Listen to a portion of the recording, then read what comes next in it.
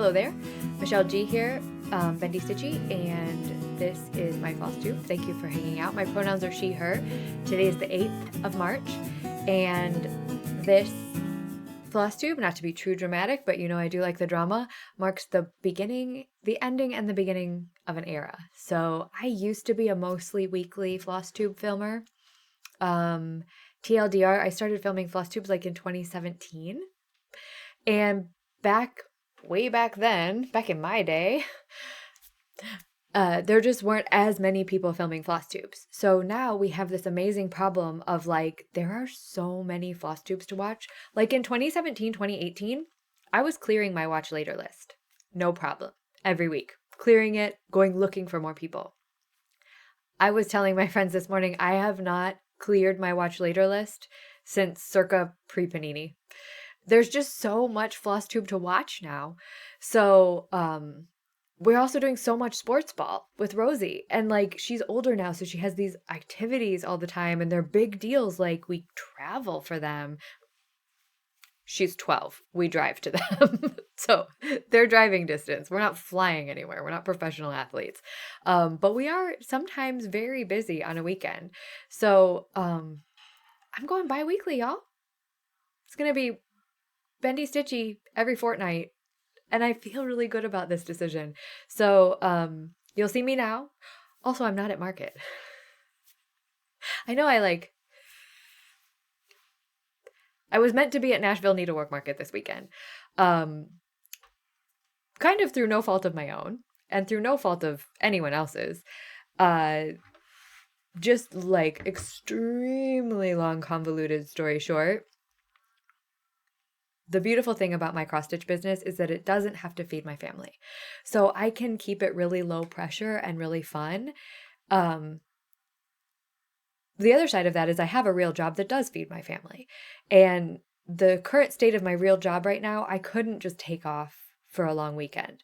I have responsibilities. I take care of human beings. I couldn't leave them this week. So here I am. It was a hard decision and an easy decision, right? Like, clearly the right thing to do was to stay here this weekend. Sucks because market is fun and there's so many people that I love to see there that I really only see once a year at market. But you know, if you pre-ordered from me with a shop, they'll still get their pre-order as long as they paid for it. They'll still get their pre-order. They're almost all mailed. Everyone except 2 are mailed, so they'll get them. Hopefully they'll be waiting for them when they get back from Nashville. So doing my best to get all those charts into the hands of the people who ordered them, and just making the best out of a situation that, like, not ideal, but also like definitely I feel fine about it. I made the right decision. I should be in Eugene this weekend, not in Nashville. So yeah, just, you know, like adult responsibilities and stuff.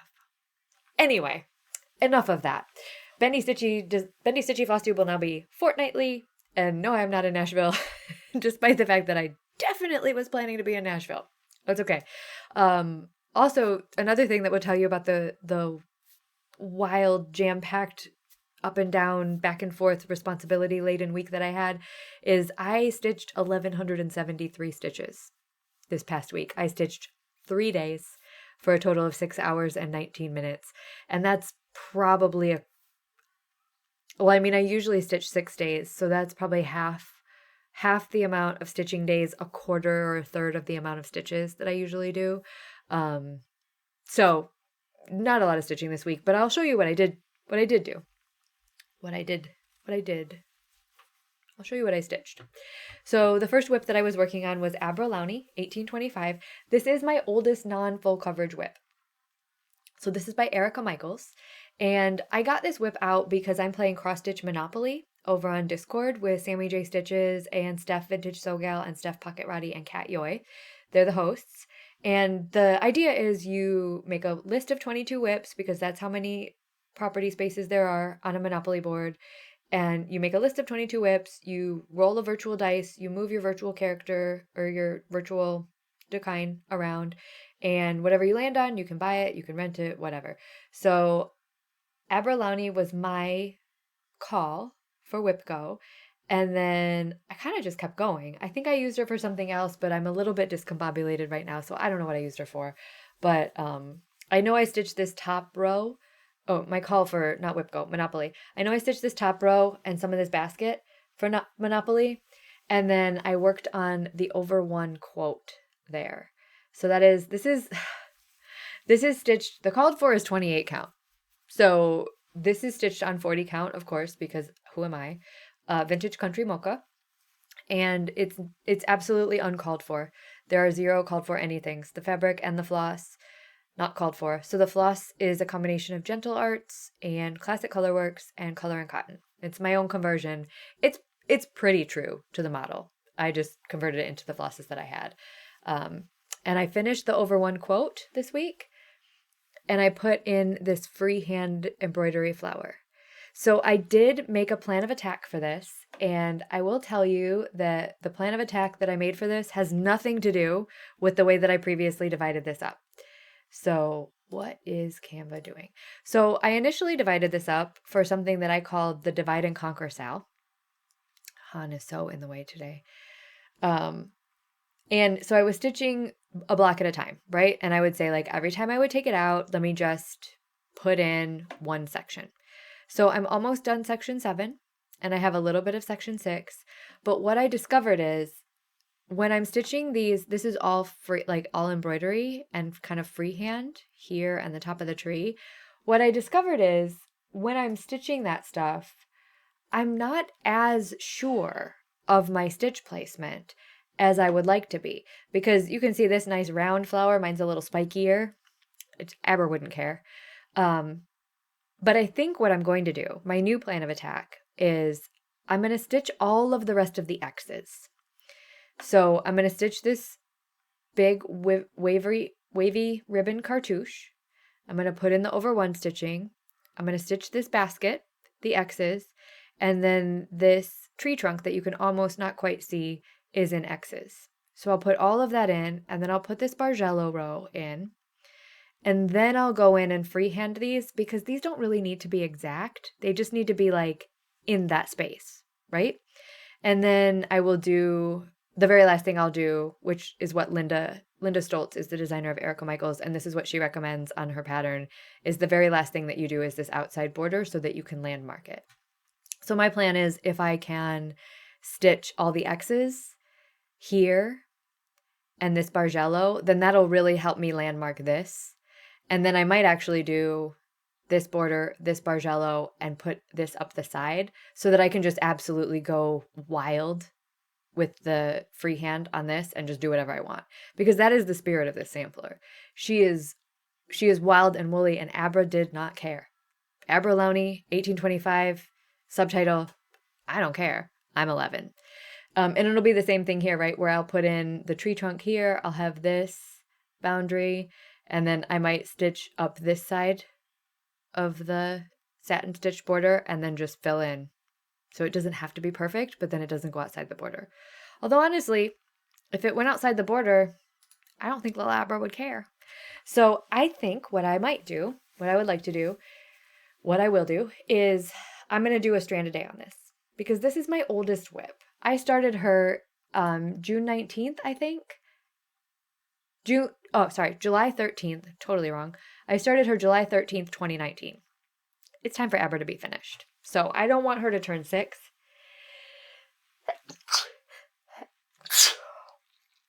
Godzilla. I don't want Abra to turn 6. So I'm going to strand a day her. And I think I can get her done before July, because it's not that much stitching left. It's like half the friggin' sampler. It's fine. So that was the one whip that I worked on last weekend. And then my next pull for Monopoly was I landed on Keepsakes, and it said to stitch whatever number whip this was. And whatever number whip this was that landed on was Stitch for Pride. Stitch for Pride. Can you hear my Midwest come out when I say that? Stitch for Pride. It was Stitch for Pride 2025, which I hadn't actually started yet, but I listed it as a whip so that I could use it in Monopoly because I had every intention of starting it. So this is January. This is Elagabalus. She was a Roman emperor and very controversial figure, right? Like lots of lore about her. Did she drown her guests in rose petals at dinner parties? I don't know. I wasn't there. But I don't have Jesse's fabric, nor do I have Al's floss pack. So I did my best, as we do. Sorry, I'm really excited about this. So this is a Fox and Rabbit Fabric of the Month. I don't remember what this is called because I split my Fox and Rabbit Fabric of the Month with my friend Anna. And I gave her the half that has the label on it. And I was like, I don't care what it is. But suddenly, all of a sudden, I do care. It's actually been so long. It's actually been so long since I've seen Anna that I might still have the other half in my acorns bag. So my plan last year, I did all of these as a spot sampler. And my plan this year is to do them individually and put them in a journal. So whether I put them in the journal that I already have working or whether I put them in a new special journal all to themselves, I'm not sure. So this is on a 36 count linen from Fox and Rabbit. And because I didn't get the floss, I am using, this is Almond M&M's Clouds. And I don't know if this is in Ymir's regular line or if it's not.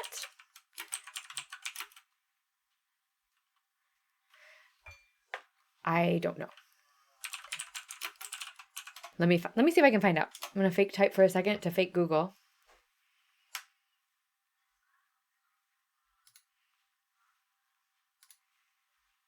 And now I'm looking. Oh yeah, so Ymir still has Clouds on her website. So this color is still available. Whether or not it looks exactly like this, I don't know. These flosses are a couple years old. But look how stunning. Look how stunning. So in true Saturday fashion, I will finish this today. And then what I would really like to do is move on to February, which is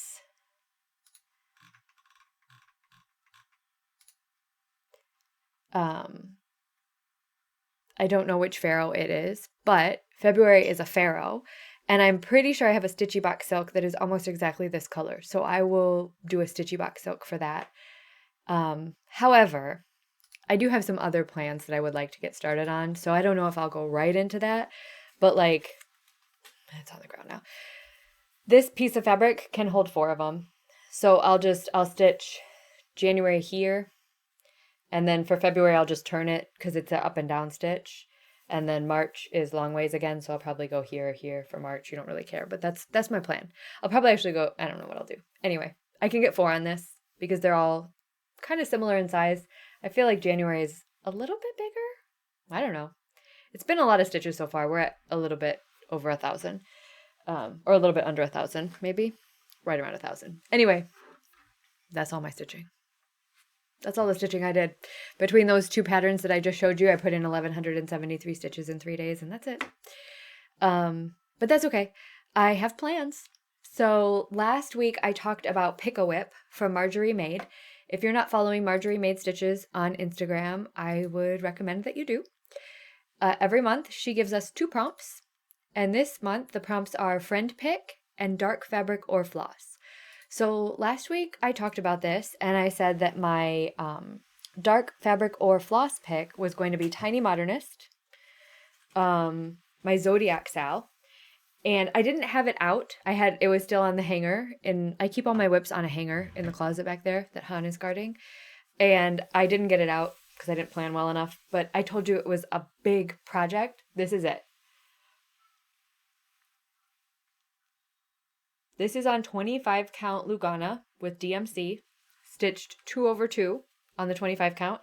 This is an inherited whip. So the only part of this that I've really stitched is Capricorn and the doodads around Capricorn. So my plan when I stitched Capricorn, because I had so much fun with it, was every season I will stitch that piece. So during Aquarius season, I was going to fill in the doodads around Aquarius. And I did not, obviously, because it's Pisces season now. So now that it's Pisces season, my goal for PickAWIP is the doodads around Aquarius plus the doodads around Pisces, which isn't that much. It's just going to be right here. And then I think this is the sun. The sun goes in the top circle and the moon goes in the bottom circle. So my plan is the doodads around Aquarius the doodads around Pisces, and the sun. And then I will call that a finish for whip go on this. And then in Aries season, it won't leave me very many doodads. So in Aries season, I might work on the doodads around Aries because Taurus isn't finished yet. So I really love this piece and I really love stitching on it. This Capricorn, I did almost all of that thing in one day. It was like 2,000 stitches or something like that. It was a lot of stitches. But I love that. It's like a blanket of fabric. And as soon as I finish that, I am starting in on Cheryl's Tarot Sal because I also love that. So the other PickAWIP for March is a friend pick. And it was a pretty close battle that was fought out in the comment section of my last Flosstube. But what everybody settled on, very unscientifically, is Moonlight from Filigram. And I also have this divided up for Divide and Conquer Sal. So conservatively, so I have section 1 done. You can see behind Han, section 1. Conservatively, I would like to say that my goal for March is section 2. That's not really very much of this. And this is probably my second oldest whip. So if I finish section 2 in a timely manner, which I believe could be like a day, then I'll go on to section 3. If I finish section 3 and I'm still loving on this whip, I'll go on to section 4. If I finish that and I'm still raring to go, section 5, which I think will take me out because that's a lot of stitches in that house. But then I'll be so close to finish that I'll just push through because section 6 is pretty sparse. That was my thinking when I numbered the sections. Because like section 2, I'm like, oh yeah, you can finish that. Section 3 will be a lot of stitching, but if it doesn't knock me out, 4 will rejuvenate me. 5 will almost kill me, and then 6 will make me. This is where I am. So I'm stitching this in all the called for colors. This pattern, it's Moonlight by Filigram. Filigram is the designer. The called for colors are all Gentle Arts. So I think I bought 10-yard skeins from my friend Carla at Cobweb Corner. You should totally check out, if you don't shop with Carla at Cobweb Corner, this isn't a paid promotion. Carla's my friend, and she's retiring from the LNS business soon-ish, and she's starting to have sales on her website. So if you don't frequent Cobweb Corner, I think it's cobweb-corner.com, you should keep an eye on it because Carla's really good people, and she is putting all of her patterns on sale. Like gradually, right? Not all at once, but she's having some really good sales. And she's good people. Anyway, so this is section 1 that's done. So I'll do section 2 across here. I don't see it taking very long. This is stitched on 40 count salt marsh green from R&R. And actually, funny story, this is a huge piece of fabric because when I finish this, I'm going to stitch this on like, the placement is I'm so weird. I'm going to stitch this on like 2/3 of a half of this fabric, and then I'm going to send the rest of the fabric and the pattern to my friend Heather. And I promised it to them like, I don't know how long ago I promised it to them, but then it's years rather than, I promised it to them years ago rather than months ago. So I need to finish this. Heather definitely voted for this one. They were like, you need to finish that because I want it. They didn't say that last part, but it was implied.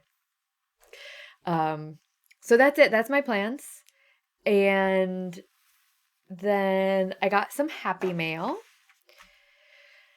Oh, what should we do first? Okay, happy mail. So another plan of mine is I do want to get stitch in on the border for this. This is my Night Garden, Threadworks, XStitchtheRainbow, Threadworks palette, Night Garden.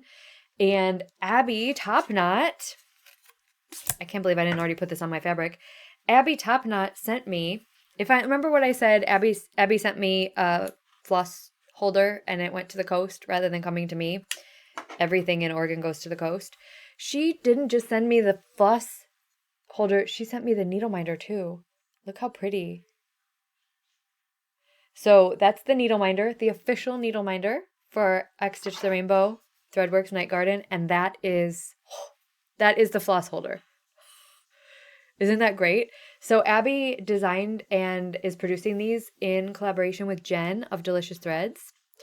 And these are only available on Abby's website. And you can get, it's topknotstitcher.com. of course. And right here, this is a promotion because she sent me those for free. I would do it anyway because she's my friend. 20 yard skeins.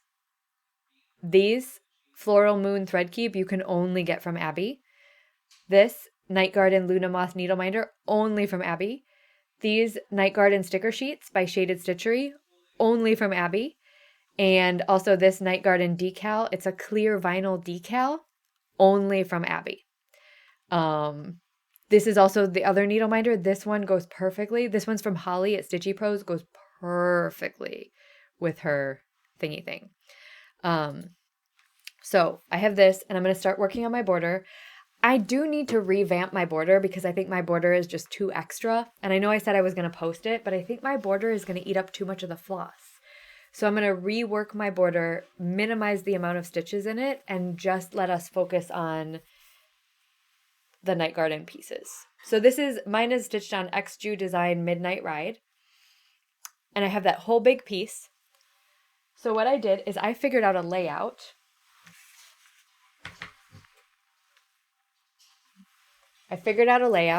And my border looks kind of like this. So what I did is mine is here, and I can fit 4 across the bottom, 3 big ones in the middle, and then 4 across the top. And then right here because I wanted it to be interesting, right? So I offset the center row on my border, and these are all going to be squares.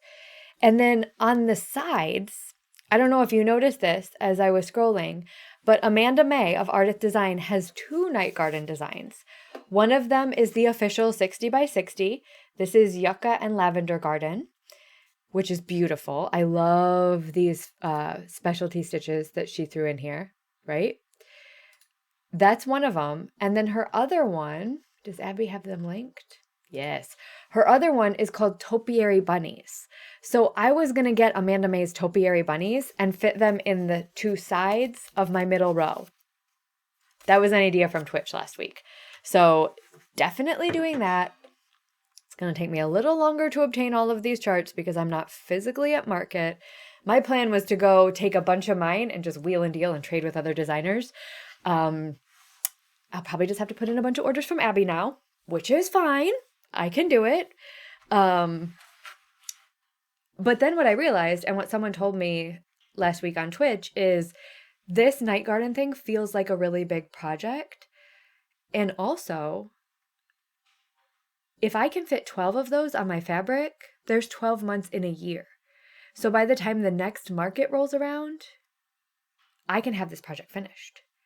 If I stitch 2 a month, then I can have it finished by the time Needlework Marketplace rolls around, just in case there's another XStitchtheRainbow collaboration.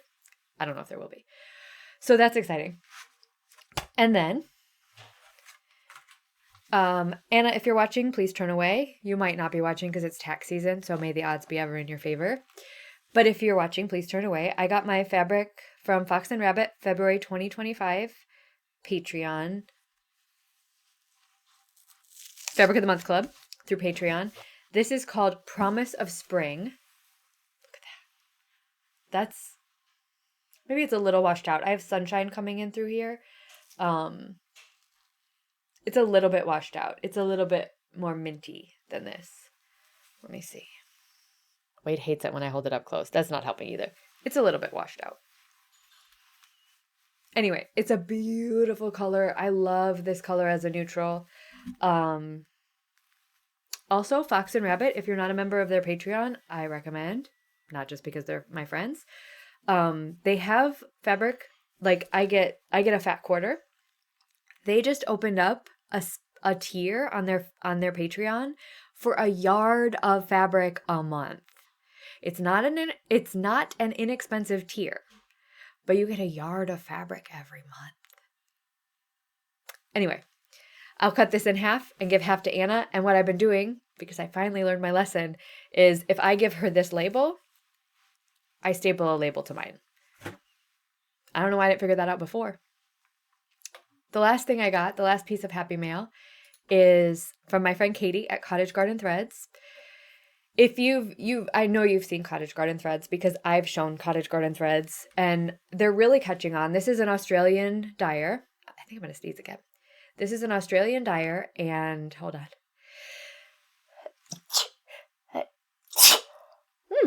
Godzilla. Sorry. It's just me here touching my cross-stitch stuff with my sneeze hands. Cottage Garden Threads are an Australian designer, and Katie runs it with her mom, Pam, and they have lots of other employees. One thing I love so much about Cottage Garden is before we started working together, Katie and I actually had a Zoom call from Eugene, Oregon to Australia, and we kind of talked and got to know each other and made sure that, like, we had the same plans, and it was great. She took me on a virtual tour of the shop. Like, I got to visit. Anyway, they're doing these collections, and their newest collection is called the Cottage Core Collection.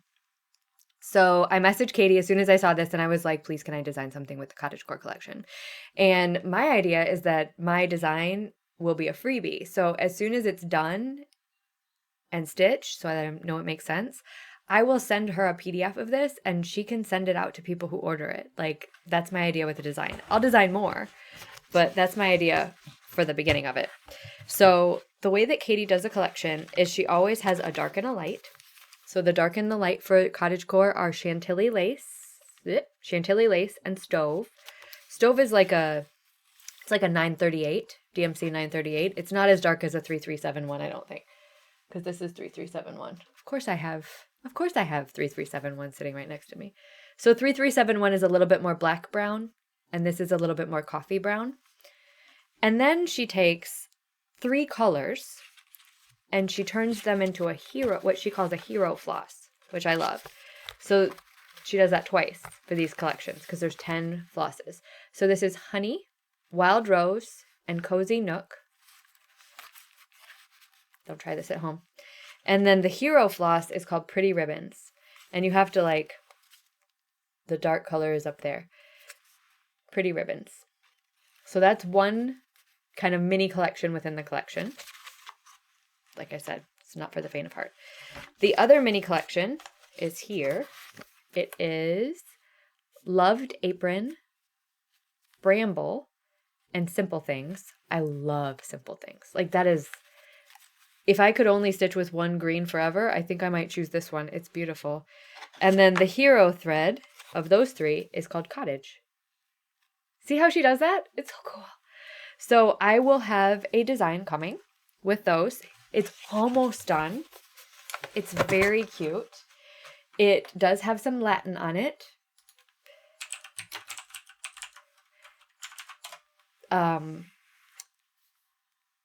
It says, my design will say Dum Spiro Sparrow, which means while I breathe, I hope. And I guess I could probably also chart it in English, but I think it takes away some of the vibe. So we'll see. I don't know if I will. But anyway, I like that. And I love the Cottage Core collection. Also, if you don't follow the Handlebar Stitcher on Instagram and YouTube, definitely keep an eye on him because he absolutely will, I'm like 99% sure, design something with this also. Like, he lives in Australia nearby Cottage Garden, hangs out there for their stitch-ins. His stuff is gorgeous. You've seen it before. He did the love bugs in the Hearts for Pam box. All the beetles. You've seen it. And that's all I have for the stitching. I feel like that was plenty. That was a lot of talking from somebody that only stitched 1,100 stitches this week. But if you're new here, welcome. I like to talk. And if you're not new here, you already know. So that's it for the stitching. I hope to be streaming on Twitch tomorrow. I might sleep in because I'm leaning very hard into this self-care thing. So we'll see what happens. I know routine is important, especially when you're streaming, because people like to check in and you become part of their routine. But we'll see if my routine needs adjusting or if it's good. So if you were just here for the stitching, that wraps the stitching, and I so appreciate you. I will be back with another Flosstube in 2 weeks, which I don't even know what the date is in 2 weeks. Let me check my calendar. 2 weeks from today is the 22nd of March. That feels really weird, but thank you for hanging out, and I will see you on the 22nd. And if you stay for books and tarot cards, we'll be right back with that. Whoosh.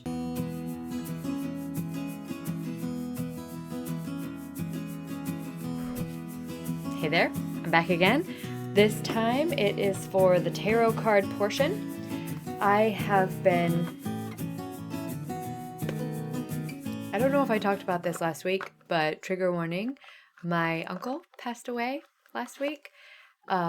He was really, you know how people are labeled like chaotic good, whatever, chaotic evil, blah, blah, blah. Well, he was like an uncomplicated good. Like, I don't have a bad memory of him. Not a single one. So, it's been hard. And I've been drawing a lot from this deck, which is the Santa Muerte Tarot. I got this in New Orleans. I was looking for kind of a darker, like more macabre tarot, and I was like, of course I'll find it in New Orleans. The last day of my trip, I found this little shop in New Orleans. If you're ever in New Orleans, hold on, I have to tell you the name of the shop. Because if you're ever in New Orleans, please, please go to this shop. It's called Sassy Magic, Magick, Sassy Magic New Orleans. I went to the one on Charter Street, and they were so nice in there. Just everyone that was shopping was so nice. Everyone that worked there was so nice, and they were like so cool. So I was a little bit like, are you too cool? But they aren't too cool. They're not too cool at all. They're actual cool, not like too cool. Anyway, so I got the Santa Muerte Tarot, and today I drew the Hierophant. And the book is super cool because this book is written in 5-6 languages, including Japanese. Yeah, Cyrillic. It's in there's some Cyrillic alphabet is in here. So I don't even know. Oh, I guess it's Chinese. Anyway, I drew the Hierophant today, and I love. Wade tells me not to hold things up this close, but I feel like I have to because there's so much going on in this card. So I'm going to read it to you. It says, the Hierophant in this case fully incarnates his role as a mediator, a bridge, capable of connecting what is above and what is below, what was with what will be. The wisdom that comes from our ancestors and from the collective consciousness they created freely flows in this mature figure, capable of communicating, clarifying, helping, and protecting, as well as bringing and attributing an ideal to our actions. He becomes particularly negative, however, whenever fanaticism takes the upper hand, transforming his figure into a false and intolerant guru. So, the teacher, the mentor, the advice is, once you've analyzed the situation with foresight and your means and what you're able to communicate, proceed towards your objectives and your ideals. I don't love that sentence. This is the second time I've read that sentence today, and I just feel like something is lacking in that sentence for me. Anyway, the Hierophant. I love this, and I really like this deck. I reached for it because I wanted something macabre. I reached for it because I'm sad, and just the artwork on these cards, it's mostly Raider White based. It really resonates with me. Like, I got one earlier in the week that was the 9 of Pentacles, I think. And it was the skull was the pendulum on a clock. And it just really, the meaning really stuck. So, loving this deck. And then, same book as last week, which I'm almost done with. This, I am listening to You're Not Listening, What You're Missing and Why It Matters by Kate Murphy. Really interesting, really, she makes some pretty valid points that kind of reinforce what I already know about how dangerous it is for me to just scroll social media, right? So that was interesting. She's talking about, like, a lot of the book is how to be a good listener, right? And not like a step-by-step guide, but kind of like, these are the attributes of a good listener. This is what a good listener does. This is how a good listener asks questions. And what's really sticking with me is a good listener. One thing that she said in the book is a good listener is like someone who's holding a cup out in front of them for the other person to fill it up, right? If my cup is full and I'm over here and I'm pouring it on you, that's not me listening. That's me holding an empty cup is listening to you. And another thing was, she interviews a lot of people, and one of the people she interviewed was a hostage negotiator, lead hostage negotiator, I think, for the FBI, whatever you think of that as an organization. He said, my goal when I have a conversation is never to learn. It's never to impart anything about myself. He said, I already know all about myself. Me talking about myself doesn't add to the conversation. For me, I want to know all about the other person. And I think as someone who kind of neurodivergently shares similar stories, like if we're having a conversation and you're like, I did this, and I was like, oh, I did that once.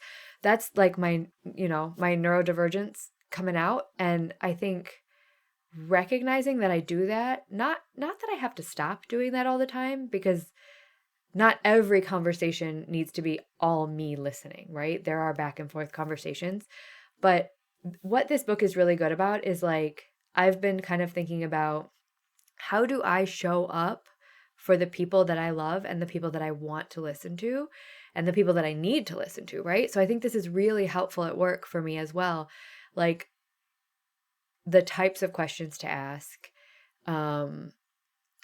the when to speak during a conversation, what posture to take, like how to really work on your listening skills to make other people feel heard. I love this. I only have about an hour left, so I'll move on to another book next, but this so far was definitely worth my listening time, which is, it feels funny saying I'm listening to a book called You're Not Listening, but I'm listening. I also find myself multitasking less when I'm listening to this book, conscious of the fact that the book is called You're Not Listening, which makes me realize that a lot of times when I'm listening to an audiobook, I'm doing things that take the forefront of my brain, and the book is kind of droning in the background. So if I really want to listen to a book, I should listen to a book. I've also been taking stupid walks for my stupid mental health, so I've been listening to the book while I take my walks. They've actually been really good. My freaking Apple Watch, I don't know how many of you have Apple Watches, and they give you those monthly goals. I don't know if all of our monthly goals are the same, but my goal for the month of March is to walk 3.73 kilometers 14 times. That takes me 45 minutes. This watch is asking for a lot. This watch is actually lucky that the weather is starting to break, because otherwise I would never get 3.73 kilometers in. But I digress. So that's all. That's all for tarot cards and books. So I thank you all so much for hanging out. It was good to see you again. And I won't be back for 2 weeks. So have so much fun.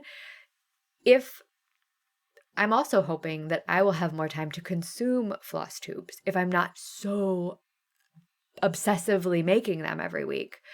So let me know down below, is there a new floss tuber, or new-ish or newer floss tuber that you've watched lately that you're like, oh my God, Michelle, you got to go watch this person?